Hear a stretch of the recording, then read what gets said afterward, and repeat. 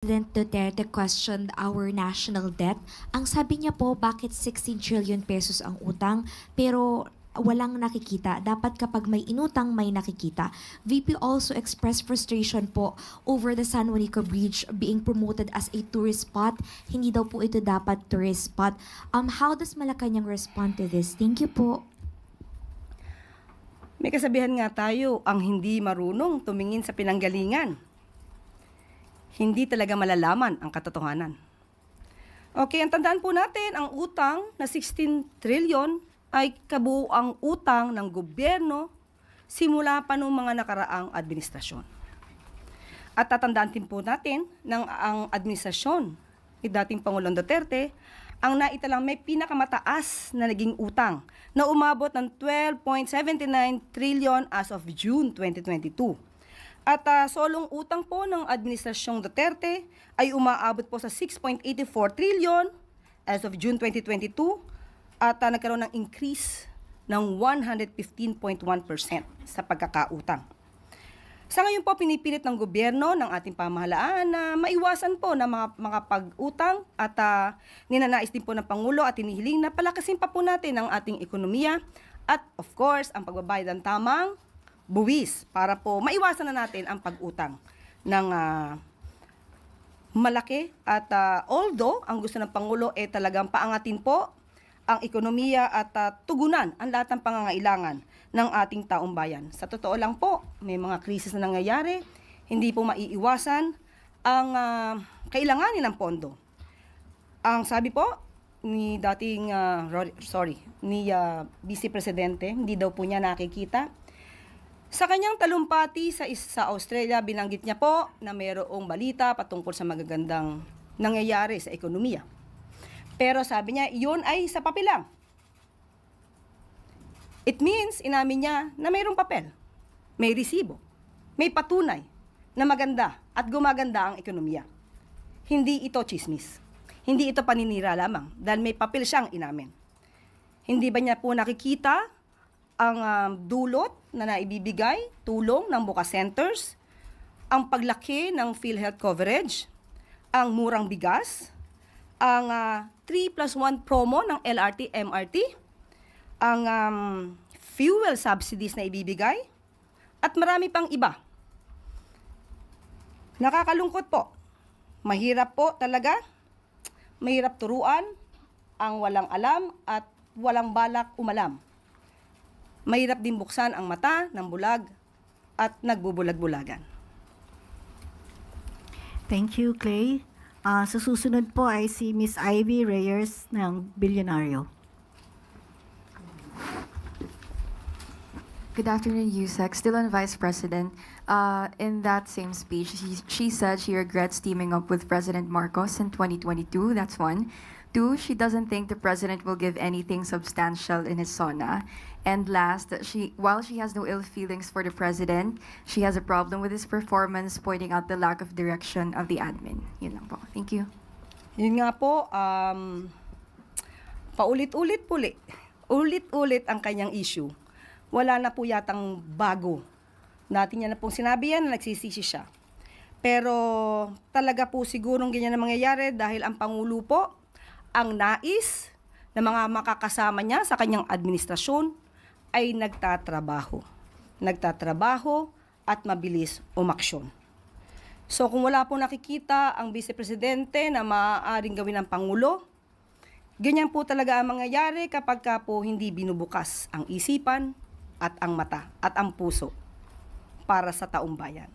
So kung hindi po talaga siya makikinig, at hindi niya po titignan ang mga records na nangyayari sa gobyerno, wala po talaga siyang malalaman. Thank you, Ivy. Next po is si Chloe Hufana ng Business World. Good afternoon, Yusek. With the Iranian parliament approving the closure of the Strait of Hormuz and global oil prices nearing $80 per barrel, will this development trigger the activation of the Philippines' oil contingency plans? Actually po, pinababatid ko po sa inyo na magkakaroon po ng meeting ang economic team with the President. At ang maibibigay ko po sa inyo ang detalye kung anong po ang mga plano. bukas, kahit po walang pasok sa Maynila, magkakaroon po tayo ng press briefing bukas. Bukas. Anong oras bukas, Yusek? Maaaring ngayon, maaaring bukas, pero bukas ko po maibibigay sa inyo ang detalye. Pero nagpapatawag na po ang Pangulo ng meeting po. Follow-up question na lang, Yusek. How prepared is the Philippines for a potential energy crisis stemming from this situation? And when can we expect the release of official guidelines or response measures? Bukas po, maibibigay ko po sa inyo detalye, pero as of the moment, ang maibibigay po ng gobyerno ay ang fuel subsidy para sa ating mga tsuper, sa mga drivers po, para po maibsa naman ang kanilang alalahanin. At para na rin po ito sa mga commuters. Meron pong nakalaan na 2.3 billion, kung di po ako nagkakamali, 2 billion para po dito sa fuel subsidy na ibibigay para sa ating mga driver po. Kailan i-roll out tong subsidy, Yusek? Bukas po malalaman natin po lahat itong plano po. Thank you, Chloe. Ang susunod po ay si Mr. Sam Medinilla ng Business World. Mrs. Mirror, sorry. Good afternoon, ma'am. Regarding lang po dun sa kanina, balik lang po ko yung sa debt po, yung 16 trillion. Are we For still... a while. 2.5 billion pala ang nakalaan para sa fuel subsidy natin. Ay, base po dun sa mga ongoing economic developments, yung crisis sa Middle East, are we still confident na marireach po ng government yung 5.3% GDP, debt to GDP target ng DOF po? Naku, yan po talaga ang pinagdarasal natin. Pero sa mga nangyayari po at na hindi na po natin to kontrolado, ipanalangin po natin na maabot pa rin po natin. Pero pipilitin pa po sa abot na makakaya ng pamahalaan at sa mga direktiba po ng Pangulo, pipilitin po natin ma-attain pa rin po yan, despite all of this. Tapos sa second question ko po, may update na receive na po kaya ni President Marcos yung copy ng Konektadong Pinoy Bill at saka meron na po ba siyang decision if he will veto it or not? Thank you. Katanong ko lamang po kanina kung may natanggap na po ba siyang enroll bill para sa Konektadong Pinoy. As of now, wala pa pong natatanggap, pero rest assured na kapag po natanggap ito ng Pangulo, pag-aaralan po itong mabuti para po sa lahat ng stakeholders, para po sa mga kababayan natin na nangangailangan po ng magandang internet connection at sa mga service provider din po. Follow-up lang po. Bali, may plan po kaya si President na makipag-meeting sa stakeholders na may mga concerns regarding dun sa bill? Sa ngayon, wala pa pong ipinararating sa atin dahil hindi pa naman po niya nababasa kung ano yung Konektadong Pinoy Bill, ang detalye po nito. At malamang po, pwede nating sabing oo dahil po ito rin para naman sa lahat. Thank you, Sam. Next will be Ann Soberano, Bombo Radyo.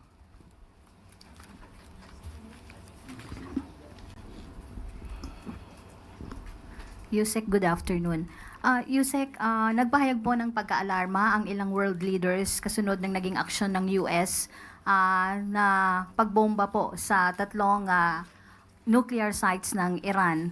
Ang sabi ng ibang mga world leaders ay nananawagan sila ng restraint at yung iba naman ay nananawagan sa Iran na makipag-usap sa US at Israel. Sa panig po ba ng Malacanang, sa panig po ni Pangulong Ferdinand Marcos Jr., ano po ba yung naging pahayag niya dito? Opo, ramdam po ng Pangulo, ramdam po ng gobyerno ang alalahanin ng mga leaders ng iba't ibang bansa dahil sa umiinit at tensyon sa rehiyon.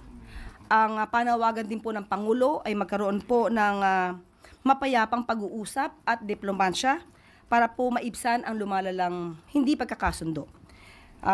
Kailangan din po manindigan para sa pandaigdigang kapayapaan para maging matatag po ang global community o pandaigdigang komunidad. Yan po ang mensahe ng Pangulo.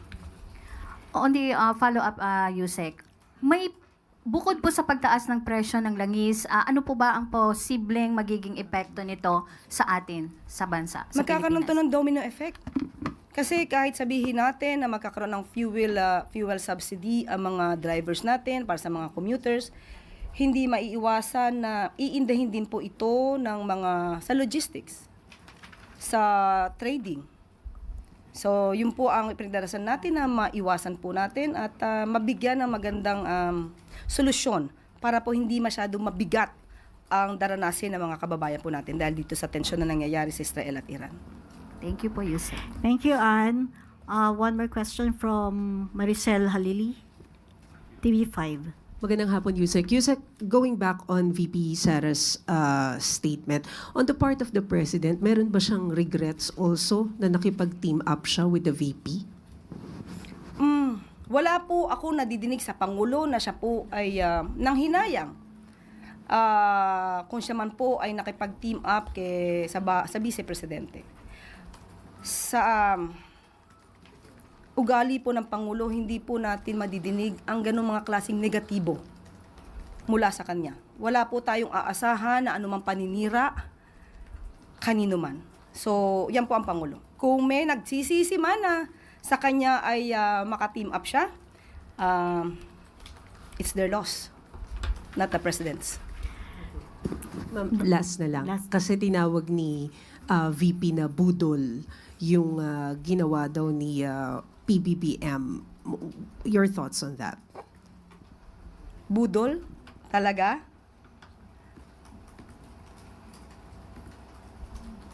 Hindi ko alam kung sino ba ang nambudol. Hindi natin alam kung sino ba ang nambubudol. Sa panahon, sa nakikita po natin na pagtatrabaho ng Pangulo, sa pag-uutos sa amin na focus sa trabaho at hindi pamumulitika,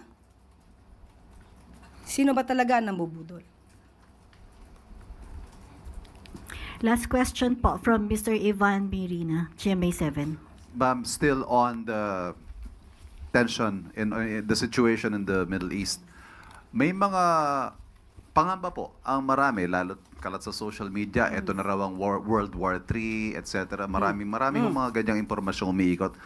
What does the President want to tell the Filipino people about what to brace for and the actual situation? Ano ho bang kailangan natin pag-ingatan dito at anong kailangan isipin ng mga tao sa gitna po ng nangyayaring ito? Una-una, ang gustong iparating ng Pangulo, handa po tayo sa anumang mangyayari at lahat po ng pangangailangan ng taong bayan ay tutugunan po ng pamahalaan. At wag po sila mag-alala dahil ang gobyerno po ngayon ay nagtatrabaho para sa ating lahat. Wala na pong katanungan, Yusek. Bago pala po tayo magtapos, hindi ko po nasagot yata yung tungkol sa San Juanico Bridge. Okay. Dalawa kasi napagsabay. Okay. Sabi nga natin, nakakaalarma ang kakulangan sa kaalaman. Nagiging sanhi ito ng kasinungalingan. Tandaan mo natin, ang San Juanico Bridge, ito po ay simbolo ng kagandahan at engineering capabilities nung panahon, nung 1973. Siguro karamihan sa inyo, karamihan sa atin, hindi pa pinapanganak. Pero hanggang ngayon, nakatatag pa rin, nandiyan pa rin, ang San Juanico Bridge ay kailangan lamang ang rehabilitation. At tandaan po natin, hindi po sa sukat o haba or iksi o haba ng tulay, masasabi mo na ang isang tulay ay dapat gawing tourist spot.